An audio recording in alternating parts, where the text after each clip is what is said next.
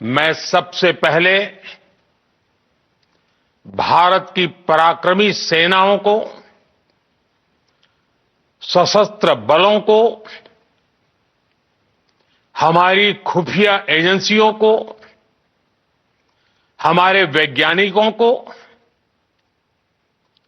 हर भारतवासी की तरफ से सैल्यूट करता हूं। हमारे वीर सैनिकों ने ऑपरेशन सिंदूर के लक्ष्यों की प्राप्ति के लिए असीम शौर्य का प्रदर्शन किया। मैं उनकी वीरता को, उनके साहस को, उनके पराक्रम को आज समर्पित करता हूं। हमारे देश की हर माता को, देश की हर बहन को और देश की हर बेटी को ये पराक्रम समर्पित करता हूं। साथियों, 22 अप्रैल को पहलगाम में आतंकवादियों ने जो बर्बरता दिखाई थी, उसने देश और दुनिया को झकझोर दिया था। छुट्टियां मना रहे निर्दोष मासूम नागरिकों को धर्म पूछकर उनके परिवार के सामने, उनके बच्चों के सामने बेरहमी से मार डालना, यह आतंक का बहुत विभत्स चेहरा था, क्रूरता थी। ये देश के सद्भाव को तोड़ने की घिनौनी कोशिश भी थी। मेरे लिए व्यक्तिगत रूप से ये पीड़ा बहुत बड़ी थी। इस आतंकी हमले के बाद सारा राष्ट्र, हर नागरिक, हर समाज, हर वर्ग, हर राजनीतिक दल एक स्वर में आतंक के खिलाफ कड़ी कार्रवाई के लिए उठ खड़ा हुआ। हमने आतंकवादियों को मिट्टी में मिलाने के लिए भारत की सेनाओं को पूरी छूट दे दी और आज हर आतंकी, आतंक का हर संगठन जान चुका है कि हमारी बहनों बेटियों के माथे से सिंदूर हटाने का अंजाम क्या होता है। साथियों, ऑपरेशन सिंदूर ये सिर्फ नाम नहीं है, ये देश के कोटि कोटि लोगों की भावनाओं का प्रतिबिंब है। ऑपरेशन सिंदूर न्याय की अखंड प्रतिज्ञा है।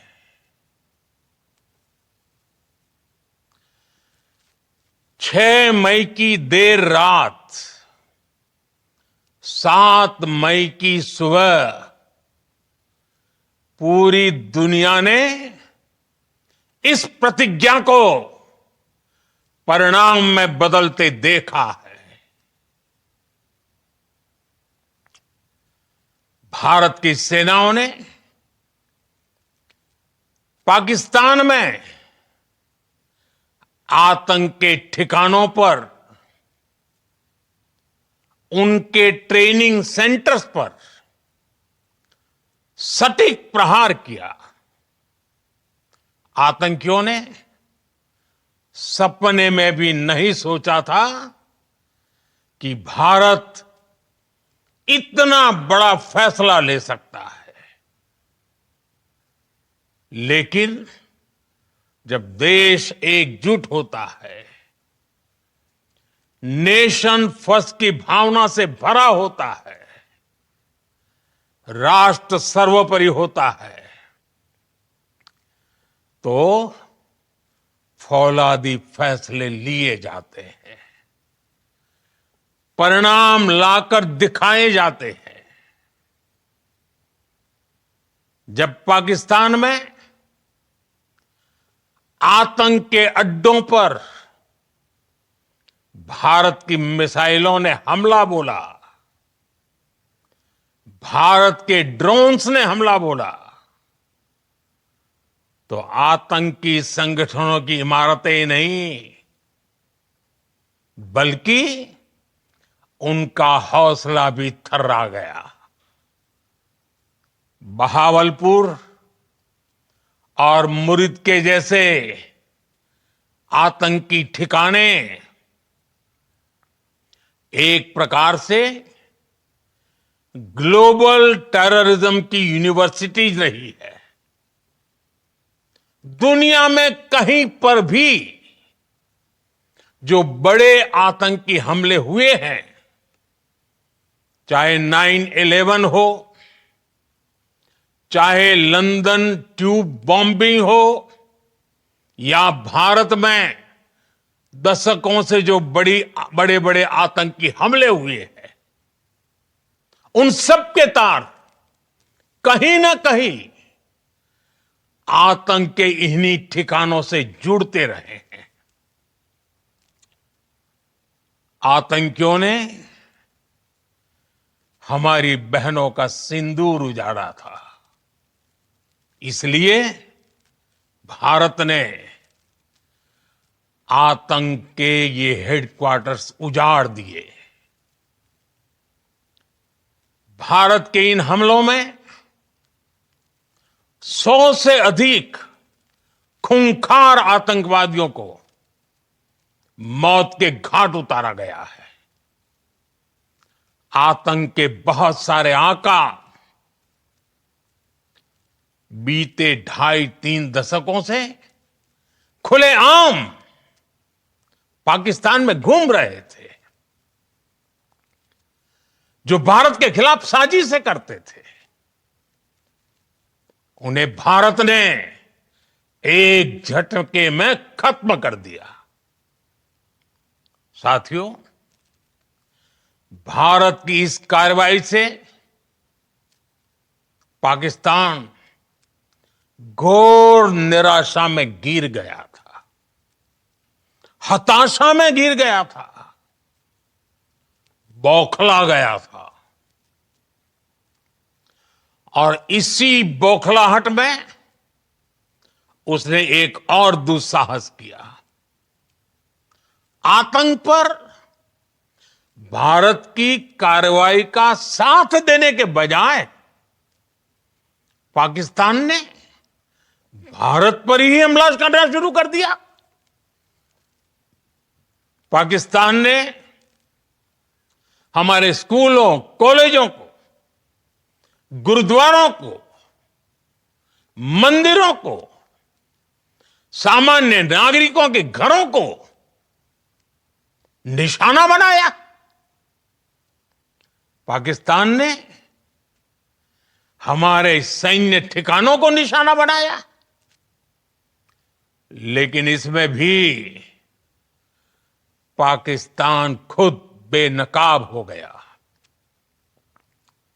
दुनिया ने देखा कि कैसे पाकिस्तान के ड्रोन्स, पाकिस्तान की मिसाइलें भारत के सामने तिनके की तरह बिखर गई। भारत के सशक्त एयर डिफेंस सिस्टम ने उन्हें आसमान में ही नष्ट कर दिया। पाकिस्तान की तैयारी सीमा पर वार की थी, लेकिन भारत ने पाकिस्तान के सीने पर वार कर दिया। भारत के ड्रोन्स, भारत की मिसाइलों ने सटीकता के साथ हमला किया। पाकिस्तानी वायुसेना के उन एयरबेस को नुकसान पहुंचाया, जिस पर पाकिस्तान को बहुत घमंड था। भारत ने पहले 3 दिनों में ही पाकिस्तान को इतना तबाह कर दिया जिसका उसे अंदाजा भी नहीं था। इसलिए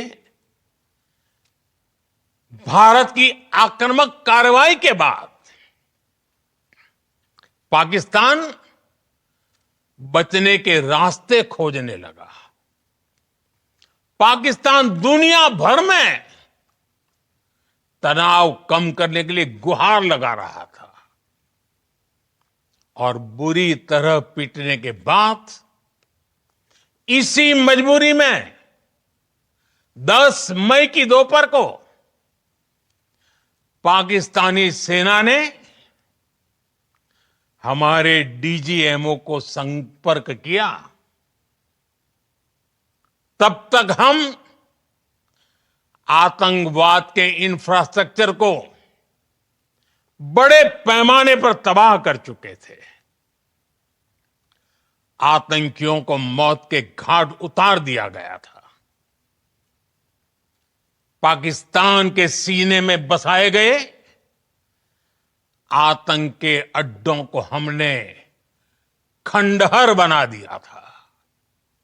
इसलिए जब पाकिस्तान की तरफ से गुहार लगाई गई, पाकिस्तान की तरफ से जब ये कहा गया कि उसकी ओर से आगे कोई आतंकी गतिविधि और सैन्य दुस्साहस नहीं दिखाया जाएगा, तो भारत ने भी उस पर विचार किया। और मैं फिर दोहरा रहा हूं, हमने पाकिस्तान के आतंकी और सैन्य ठिकानों पर अपनी जवाबी कार्रवाई को अभी सिर्फ स्थगित किया है। आने वाले दिनों में हम पाकिस्तान के हर कदम को इस कसौटी पर मापेंगे कि वो क्या रवैया अपनाता है। साथियों, भारत की तीनों सेनाएं, हमारी एयरफोर्स, हमारी आर्मी और हमारी नेवी, हमारी border security force BSF, Bharat के अर्धसैनिक बल लगातार अलर्ट पर है। सर्जिकल स्ट्राइक और एयर स्ट्राइक के बाद अब ऑपरेशन सिंदूर आतंक के खिलाफ भारत की नीति है। ऑपरेशन सिंदूर ने आतंक के खिलाफ लड़ाई में एक नई लकीर खींच दी है, एक नया पैमाना, न्यू नॉर्मल तय कर दिया है। पहला, भारत पर आतंकी हमला हुआ तो मुंह तोड़ जवाब दिया जाएगा। हम अपने तरीके से, अपनी शर्तों पर जवाब देकर रहेंगे। हर उस जगह जाकर कठोर कार्रवाई करेंगे जहां से आतंक की जड़ें निकलती हैं। दूसरा, कोई भी न्यूक्लियर ब्लैकमेल भारत नहीं सहेगा। न्यूक्लियर ब्लैकमेल की आड़ में पनप रहे आतंकी ठिकानों पर भारत सटीक और निर्णायक प्रहार करेगा। तीसरा, हम आतंक की सरपरस्त सरकार और आतंक के आकाओं को अलग अलग नहीं देखेंगे। ऑपरेशन सिंदूर के दौरान दुनिया ने पाकिस्तान का वो घिनौना सच फिर देखा है, जब मारे गए आतंकियों को विदाई देने पाकिस्तानी सेना के बड़े बड़े अफसर उमड़ पड़े। स्टेट स्पॉन्सर्ड टेररिज्म का यह बहुत बड़ा सबूत है। हम भारत और अपने नागरिकों को किसी भी खतरे से बचाने के लिए लगातार निर्णायक कदम उठाते रहेंगे। साथियों, युद्ध के मैदान पर हमने हर बार पाकिस्तान को धूल चटाई है और इस बार ऑपरेशन सिंदूर ने नया आयाम जोड़ा है। हमने रेगिस्तानों और पहाड़ों में अपनी क्षमता का शानदार प्रदर्शन किया और साथ ही न्यू एज वॉरफेयर में भी अपनी श्रेष्ठता सिद्ध की। इस ऑपरेशन के दौरान हमारे मेड इन इंडिया हथियारों की प्रामाणिकता सिद्ध हुई। आज दुनिया देख रही है 21वीं सदी के वॉरफेयर में made in India defence equipments, इसका समय आ चुका है। साथियों, हर प्रकार के आतंकवाद के खिलाफ हम सभी का एकजुट रहना, हमारी एकता हमारी सबसे बड़ी शक्ति है।